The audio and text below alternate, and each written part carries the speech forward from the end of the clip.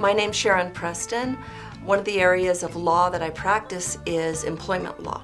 Something that I've seen, especially in Utah, a lot, employers basically escaping the requirements that they pay, at least minimum wage, that they pay overtime, by calling their employees independent contractors. An employer can't simply call an employee independent contractor, even if the employee has agreed to be an independent contractor. That doesn't mean it's okay. The employer is required by law to pay employees minimum wage and overtime in order for an employee to be called an independent contractor legally.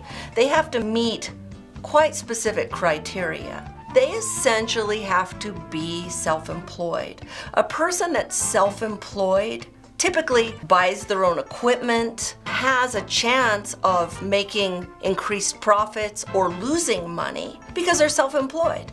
They also make a lot of decisions about their work.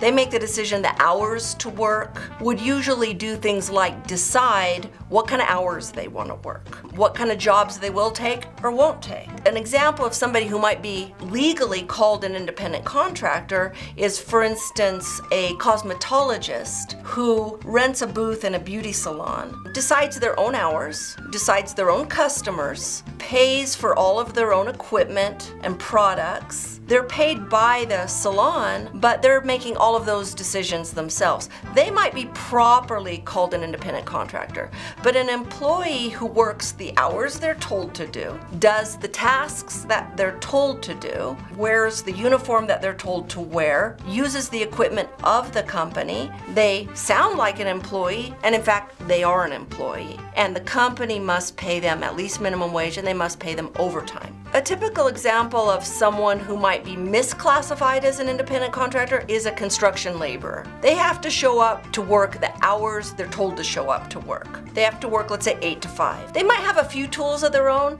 but almost everything that they use belongs to the company. The company has a giant investment in their backhoes and their big equipment. The employee maybe bought a hammer. The reality of that shows that that person's employed by the company. It's kind of a common sense thing. If it seems like you're an employee and you're working for that company and you're doing what the company tells you to do, you can't be classified as an independent contractor.